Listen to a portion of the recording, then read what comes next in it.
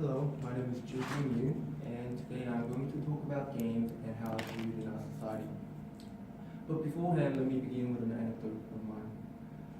Ever since when I was young, I was really interested in games. I first encountered games through one of these little mini portable device called Game Boy from Nintendo. There I played games like Super Mario and found myself really entertained in these games. And being a child and wanting to share this fun experience of mine, I went around and told other children, other friends of mine, I was like, I found something so much better than just watching television. You guys should play this Game Boy with me. And soon after, not really sure if it was because of me or because of the trend at the time, this Game Boy went viral. Every kid around me wanted a Game Boy for their Christmas present, soon to be disappointed with a pack of crayons instead. And amongst these children, there was my cousin.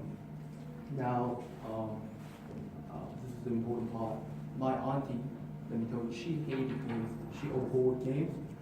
She believed game was some sort of drug that is so addictive and so harmful at the same time.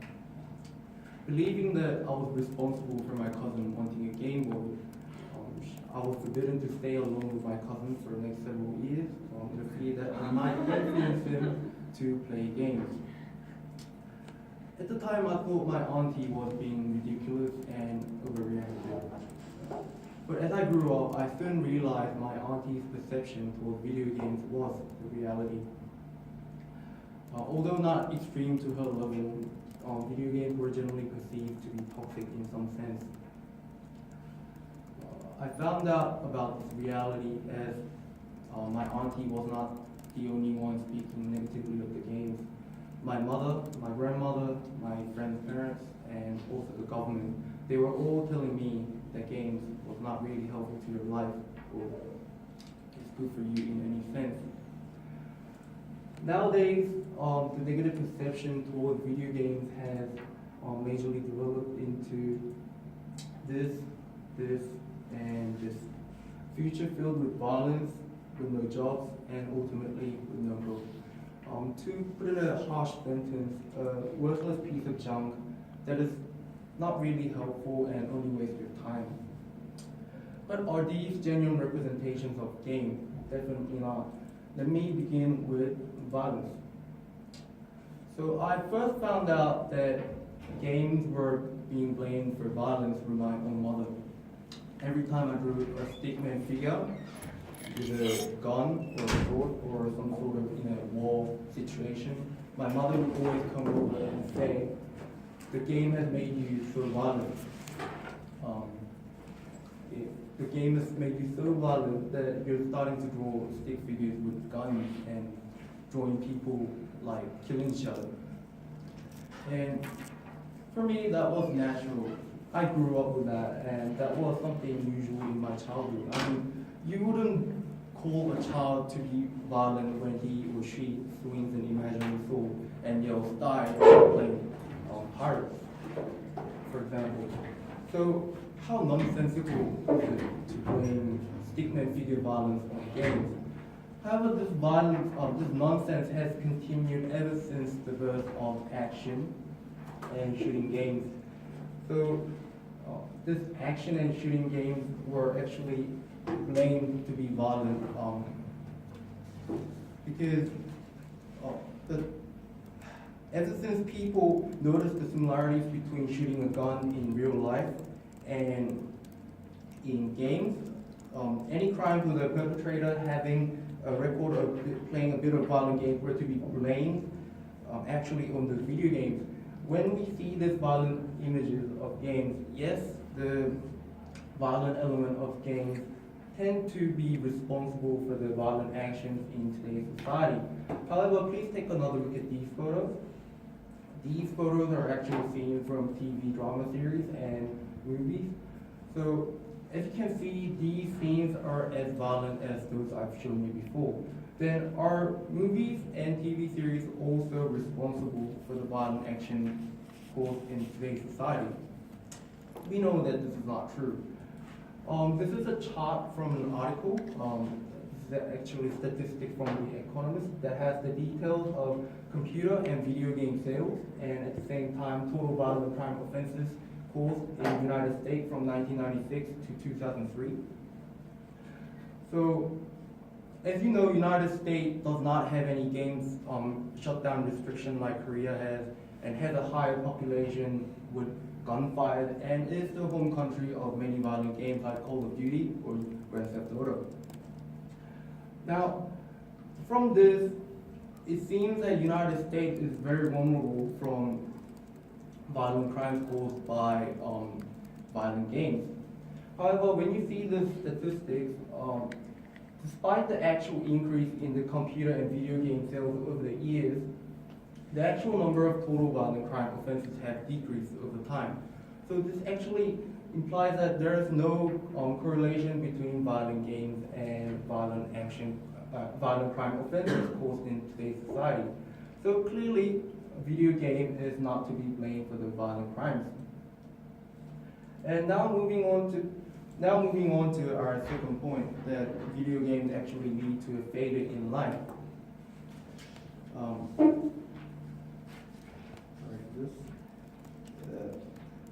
Indeed, I cannot argue against the fact that games do cause some addiction, and some people tend to get heavily involved in gaming to a point where they cannot really get out of it and have an influence on their life. However, we cannot allow this addictive element to describe the gaming as a whole. Take a look at this very simple game. I'm pretty sure most of you at least heard of or played this game before. This is a Doodle Jump. Does any of you know how much money this game made over the years? This one simple game that only involves players from jumping up the platforms from 2009 until 2013 made average $20,000 every week. Enormous revenue one cannot even think of from one little simple game. From this, we must notice that games should not only be viewed in players' perspective, but also in those of developers and creators. What I want to tell you is that video games also pave a path to a proper career. Another quick example, this time much better and much more advanced quality than Doodle Jump. Do you know how many people are involved in actually creating this game? Over 500 developers. More than 500 developers have devoted their lives to create such a realistic environment where one can experience something that cannot be done in real life. This is one proud career that should not be veiled under the names of crimes, violence, nor failure. If we simply consider video games as something worthless that leads one to a failure and nothing else, we are greatly undermining these people and their devotion to their work. Also, there are careers involved in playing games as well. As you know, now there are professional leagues in some games that are classified as esports. They play games not only for their entertainment, but also for their work, like how professional sports athletes would play sports for their careers, not for their health concerns. In addition to these professional leagues, nowadays there is something called BJ who make money from broadcasting their gameplays. Pretty much, they sell their experience in playing games to the viewers in exchange for wealth. For example, one of the BJ from internet website, Africa, earns about 20 million won every month from posting his gameplays. I'm not saying all the gamers players should go for one of these jobs or aim to earn money from our games. What I actually want to convey is that we have to widen our perception towards the video games and accept the fact that they can also become a form of career. And thus, it's not a worthless thing that leads to nowhere, like how today's parents think of video games as. Video games are neither a definite cause of violent crimes nor an unproductive material that only arouses addiction. It is rather an artwork, a competitive sport, a virtual reality which we could not experience in any forms. Of course, video games inevitably do contain negative elements like addiction, but what doesn't have a negative side? With developing technologies, more and more new games will come out, and for this industry to grow, and to provide us with joy that I felt back in my youth, we should stop ourselves from judging games to be so negative and perceive them as a form of enlightenment and potentially a future career. Thank you.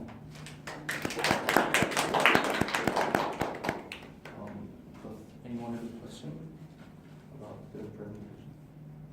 So your economist statistics Yeah. showed that there was a decrease in the amount of crime as the number of computer games increased, Yeah. right? So, But towards the bottom, it looks like it's starting to go up again in 02, um, and your figures end in 04. yeah, it was pretty old statistics, but it was only a short amount of data. It showed from 1996 to 2002, between those areas, it showed a great decline. So it implies that regardless of the increase in computer game sales, the total violent crime offenses were not actually influenced by the number of games. So this does not mean that there's a definite decrease over time. It means that this statistics of total violent crime offenses caused within the time period, and then the number of game sales are irrelevant in a sense. So many people think that, so there might be an increase after 2002, and then that means game causes game causes violent crimes in today's society. No, it doesn't mean that. It rather means that this data, regardless of the increase of the game sales, this is a separate statistics from what is shown in the Okay, that's a good point. Pretty much we can see that there are two separate. So a secondary question is, you know, I've played games since I was a little kid as well, and in 96, 97, I don't remember there being very many violent games. Well, and then I feel like violent games have been more a noughties phenomenon. okay.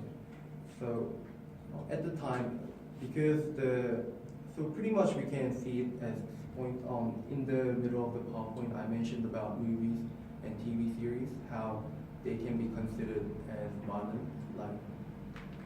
So I'm going to compare a bit to that as well. So this game has been developing and has been bringing new thoughts and new virtual reality to the people. So I'm pretty sure back in 1996 there wasn't any movies that were like really violent as well, and neither TV series. So if we consider those facts and think that today now there are 3D movies and people can directly see the horror or the actions or the gunfires, then people might ask, does the movie have any effect on the current society's violence? That goes same for the games as well. Back in the past, the games were like pretty much 2D. It wasn't much of 3D game, but there were the ideas of shooting people in the game. That wasn't really popular. That could have been a major factor that could have turned people into violent characteristics, but it didn't. As you can see, the statistics didn't really, matter with the number of game sales, and so what I want to say is that the idea was first introduced in those areas where people could actually kill another people in virtual reality. And I'm pretty sure that's more important than the idea of 3D and being more realistic. So it goes same for the movies and media as well. Back when TV was first introduced, people were worried about people being influenced by like mafia or gang, those kind of stuff on TV. Same for cars as well. When car was first introduced, people were worried about people running over other people by car. So pretty much we shouldn't compare the technologies about how realistic it got. It should be more considered into the idea of when was the idea of virtual reality and the idea of able to killing other people first introduced.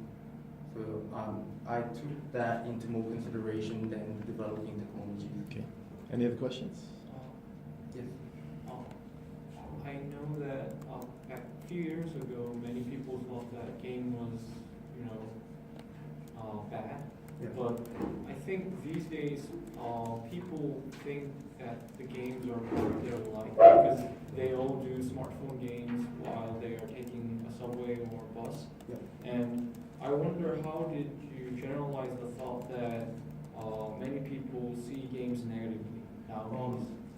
Well, I did mention that many people see games as negatively, but I didn't generalize the idea as a whole. So it wasn't implying that all people, because nowadays young people have more contact with virtual reality and virtual games, so they have more chance to realize that these games are not negative in a sense.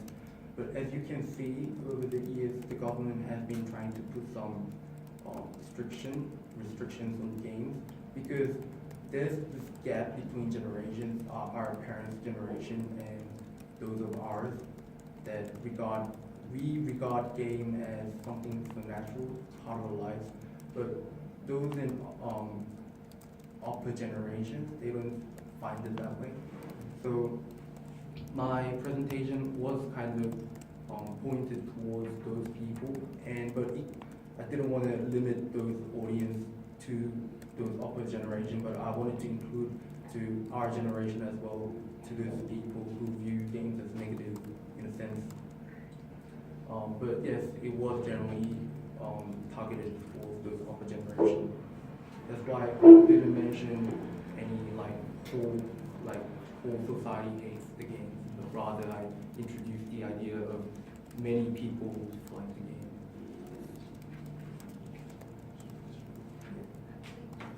So what you're trying to say is that the term of the action of killing when it was first introduced, that was the problem of violence, and it doesn't matter whether technology evolves, whether it gets more realistic. Yeah. But a question that I have is even though the term was first introduced in the past, but isn't it true that people are, how do you say, they're more introduced to violence? There are more violence games, so the number of times that they're interacting with violence, do you think that's also important? Well, I didn't want my PowerPoint to be really That's true. technical, but well, I did not include all of the information that I wanted to mention, but there was so just answering your question, it wasn't introduced, the idea wasn't introduced in the PowerPoint, but when you actually play those realistic games, there's a research that actually did go through whether people become more violent after playing those realistic games or not. And people tend to be less aggressive because they could get the stress out within the game. And there was a research about that, but I didn't include it in my PowerPoint because then you go over time. But yeah, there is actually a research on Google if you search office of that. By playing the game and playing more realistic games of shooting people, they're actually letting out the emotions in a virtual reality, and that's why they can separate the virtual reality and reality, and they can build a wall there. So, well, I'm not really certain, but in the research it said people feel more catharsis when they play those games in the virtual reality, and that's why they tend to be less violent and less aggressive. But I didn't introduce the idea.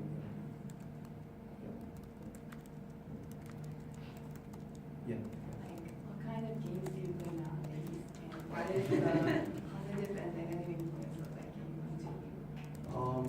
I do play a lot of popular games. At the same time, I tend to play because Korea has different gaming environment. There's more PC방, and then Korea tends to be more influential towards online games, while America, they're more about Xbox and video console games. I tend to play both of them. But online games, I play where I can interact with other players. But I do tend to get aggressive in a sense because there are other people who tend to get violent because they use the idea of being anonymous online, and then they tend to be aggressive towards others. But in a gaming sense, you cannot really blame video games for that because that goes on to the idea of being anonymous, and that actually happens in the internet as well. So that's more of a big internet issue. Okay, And- sorry, I think we need to move on. We've gone to 20 minutes now. Okay. So otherwise we're going to end up having 3 people this session. Okay, thank you. Thank you.